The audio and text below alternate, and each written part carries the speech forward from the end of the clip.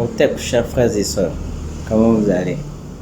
Nous sommes encore une fois à notre petit rendez-vous à la librairie Source africaine à Lomé, et c'est Dansou qui vient vous parler encore de la notion de Dieu en Afrique noire, deuxième partie. Ok, mais n'oublions pas, ou bien n'oubliez pas tous, notre livre, notre premier livre, le premier livre de notre maison d'édition va sortir à la fin de ce mois et nous vous invitons tous à vous le procurer. Vous pouvez avoir beaucoup d'informations au standard de la librairie ou sur nos différents réseaux sociaux. D'accord? C'est afin de la divination aux principes mathématiques, la science de l'avenir, écrit par M. Sosa Berode Adewale. Merci à vous tous. Sans plus tarder, on va revenir sur notre sujet. Je disais la dernière fois, en fait, que nos ancêtres ne parlaient pas de création, mais d'existence. Et que ce que nous appelons Maousse Bolissa, et je disais de ne pas utiliser le terme Dieu, qui n'est que Déos. La signification de Dieu n'est que lumière, Déos. Mais ce que nous, nos ancêtres, dans l'ère culturelle Adjatado, ont appelé Maousse Bolissa et d'autres divers noms en Afrique, tous les noms en Afrique du démiurge ne concordent pas avec Dieu en fait.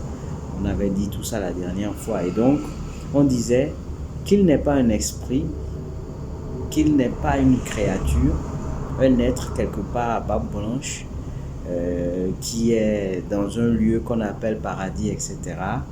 Mais il existe et il est là.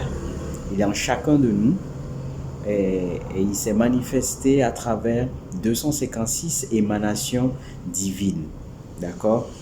Il est la vie et aujourd'hui, je vais essayer de vous montrer en fait comment reconnaître physiquement cette manifestation en chacun des êtres vivants.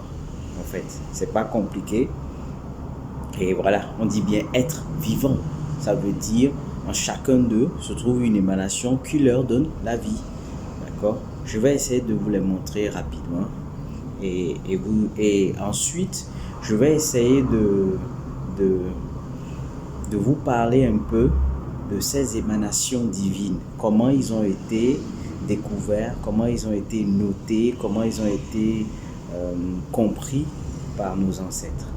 Ok, sans plus tarder, regardez ces différents dessins que j'ai pris sur internet pour vous montrer comment voilà découvrir ou bien comprendre ce que je suis en train de vous exposer depuis la dernière fois. La dernière fois, nous parlons de spirale, n'est-ce pas? Et que l'état que revêtait l'univers avant la création s'appelait le Noun. On parlait d'une eau primordiale. Certains peuvent parler d'un œuf, arc-en-ciel.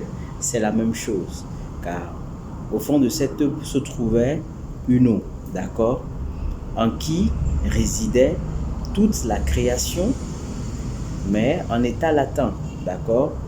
On peut la représenter par des particules en désordre inanimées, en fait. Et à un moment donné, cet état, le nous, prit conscience de lui-même et a commencé à tourner sur lui-même sous la forme d'un œuf. C'est une spirale, d'accord, que nos ancêtres ont appelé le nombre d'or. Je pense qu'on l'avait dit dans la dernière fois, le nombre d'or, d'accord. Et en tourbillonnant sur lui-même, qu'est-ce qui s'est passé? Cette énergie a commencé à ordonner les particules et à penser à la création, d'accord, et à la mettre en place. Donc, il a ordonné, il a commencé à concevoir, si on doit utiliser le mot comme les ingénieurs le disent, à concevoir la vie, à concevoir les lois, à concevoir, oui, les lois de la nature, à concevoir les choses telles que nous les connaissons en dualité, mâle et femelle, etc. Et à un moment donné, lorsqu'il a vu qu'il avait atteint son niveau, en fait, de, de, de, de perfection, alors il est sorti du Noun. Donc il y a eu, si vous voulez, une petite explosion en tournant sur lui-même, il est sorti du Noun. Donc cette vibration première qui est sortie s'est manifestée en 256 émanations. D'accord? C'est manifesté en 256 émanations en créant la vie. Voici un résumé de la cosmogonie africaine. Et donc maintenant, nous allons essayer d'identifier physiquement cette vibration à travers l'observation de la nature. Et je vais vous démontrer que Danzou ici n'est pas en train de parler beaucoup et que vous verrez en chaque être vivant manifestation de Maoso Bodhisattva à travers une spirale. Observons.